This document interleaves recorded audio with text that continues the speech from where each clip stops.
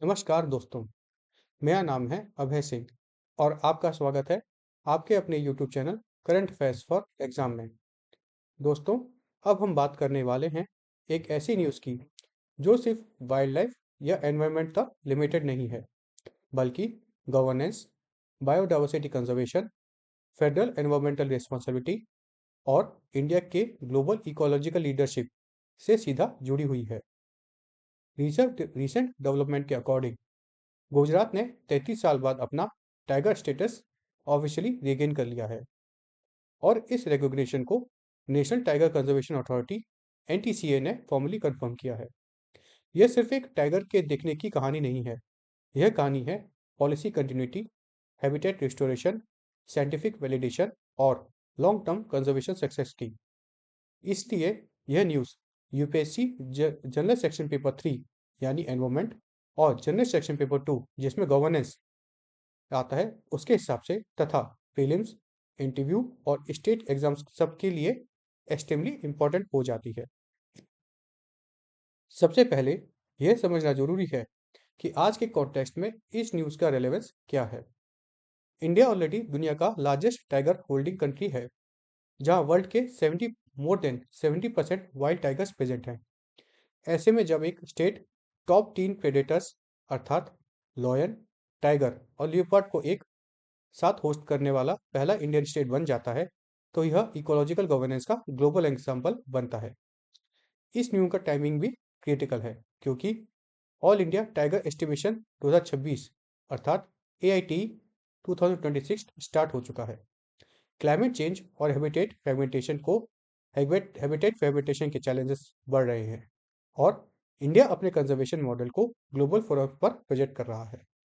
इसी बैकग्राउंड में गुजरात के टाइगर स्टेटस रिगेन करना इंडिया के कंजर्वेशन क्रेडिबिलिटी को स्ट्रॉन्ग करता है।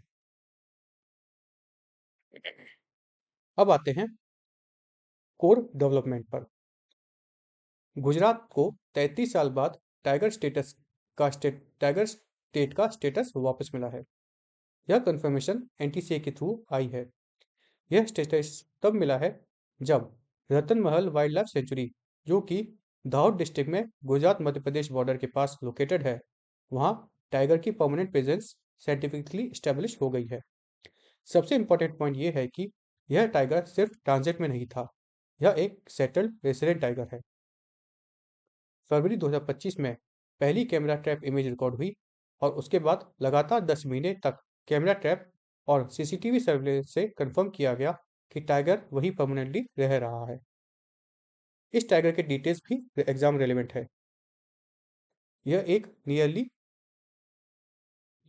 4 मंथ ओल्ड एडल्ट मेल है। मिड फरवरी 2025 के अराउंड यह सेंचुरी में एंटर हुआ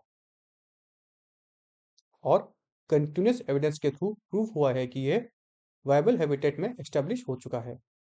एनटीसीए ने इस कंफर्मेशन के बाद गुजरात फॉरेस्ट डिपार्टमेंट को tiger specific conservation protocols implement करने के डायरेक्शन इशू किए हैं। अब थोड़ा हिस्ट्री समझना जरूरी है, क्योंकि यूपीएससी को क्रोनोलॉजी बहुत पसंद होती है। 1989 में Gujarat last time national tiger census का पार्ट था। उस टाइम सिर्फ पगमार्क्स मिले थे, कोई कंफर्म साइटिंग नहीं थी। 1992 के बाद गुजरात को सेंसस से एक्सक्लूड कर दिया गया था। इसी के साथ गुजरात ने ऑफिशियल टाइगर स्टेट का स्टेटस लूज कर दिया था। उसके बाद 2019 में महिसागर डिस्ट्रिक्ट में एक टाइगर साइटिंग हुई, लेकिन वो टाइगर सिर्फ 15 दिन सर्वाइव कर पाया, इसलिए उस प्रेजेंस को इकोलॉजिकली एस्टेब्लिश नहीं माना गया। इसलिए 2025 का कन्फर्मेशन गुजरात के लिए एक हिस्टोरिक कमबैक है। इस अचीवमेंट के पीछे एक साइलेंट हीरो है, रतन महल वाइल्ड लाइफ सेंचुरी। यह सेंचुरी 1982 में नोटिफाइड हुई थी और दाहोद डिस्ट्रिक्ट में लोकेटेड है। गुजरात में हाईएस्ट स्लॉथ बियर पॉपुलेशन के लिए यह फेमस है। फॉरेस्ट डिपार्टमेंट ने यहाँ हैबिटेट रिस्टोरेशन की है, प्रे बेस इंप्रूव किया है और चीतल और सांबर डियर रिलोकेट किए हैं। यह सब स्टेप्स इसलिए इम्पोर्टेंट है क्योंकि टाइगर एक एपेक्स प्रेडेटर है और बिना स्ट्रॉन्ग प्रे बेस के कोई भी टाइगर परमानेंटली यहाँ सेटल नहीं होता है। यहाँ एक इम्पोर्टेंट एग्जाम ओरिएंटेड फैक्ट आता है। गुजरात अब इंडिया का इकलौता स्टेट बन गया है जहाँ पर एशियाटिक लॉइन अर्थात गिर, बंगाल टाइगर जो कि रतन महल, और लियोपार्ड जो कि वाइड स्प्रेड मतलब हर जगह है, तो अब तीनों प्रेडेटर एक ही स्टेट में कोएग्जिस्ट कर रहे हैं। यह इकोलॉजिकल मैनेजमेंट और human wild life coexistence policy की बड़ी सक्सेस स्टोरी है। अब बात करते हैं फ्यूचर प्लानिंग की। एनटीसीए और गुजरात फॉरेस्ट डिपार्टमेंट मिलकर मॉनिटरिंग और सिक्योरिटी और स्नंदन करेंगे। फीमेल टाइगर इंट्रोड्यूस करने का प्लान है ताकि ब्रीडिंग पॉसिबल हो। रतन महल को टाइगर रिजर्व डायरेक्ट डिक्लेयर करने का प्रपोजल अंडर कंसिडरेशन है। अगर ये अप्रूव होता है तो गुजरात का tiger conservation framework long term हो जाएगा। सेंट्रल फंडिंग और टेक्निकल सपोर्ट और बढ़ेगा। ये सारे डेवलपमेंट AITE 2026 के कॉन्टेक्स्ट में और ज़्यादा इंपॉर्टेंट हो जाता है। AITE 2026 इंदौर से लॉन्च हुआ। NTCA और wild life institute of India jointly conduct कर रहे हैं। दुनिया के 70% से ज़्यादा वाइल्ड टाइगर्स कवर करता है। गुजरात 1989 के बाद पहली बार इस एस्टिमेशन का पार्ट बना है। यह एक सिंबॉलिक और साइंटिफिक दोनों तरह की अचीवमेंट है। अब थोड़ा क्रिप्स फैक्ट्स जो प्रीलिम्स और इंटरव्यूज के लिए है उसको समझते हैं point wise. 1973 project tiger launch हुआ था जब टाइगर की पॉपुलेशन हुआ करती थी 1827। 2022 के एस्टिमेट के हिसाब से एवरेज टाइगर पॉपुलेशन है 3682 और अपर एस्टिमेट उसको लगभग 3925 भी कहते हैं। टॉप टाइगर स्टेट्स हैं मध्य प्रदेश जहाँ सबसे ज़्यादा टाइगर पॉपुलेशन पाई जाती है। उसके बाद आता है कर्नाटक का नाम, उसके बाद उत्तराखंड और फिर महाराष्ट्र।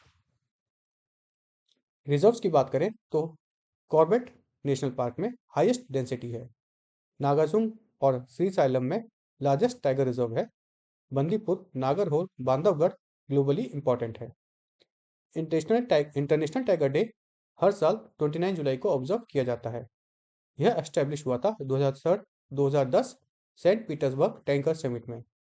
इंडिया का कंजर्वेशन मॉडल ग्लोबली साइटेड है एज अ बेस्ट प्रैक्टिस, जिसमें साइंस, कम्युनिटी पार्टिसिपेशन और स्ट्रॉन्ग गवर्नेंस इंक्लूडेड हैं।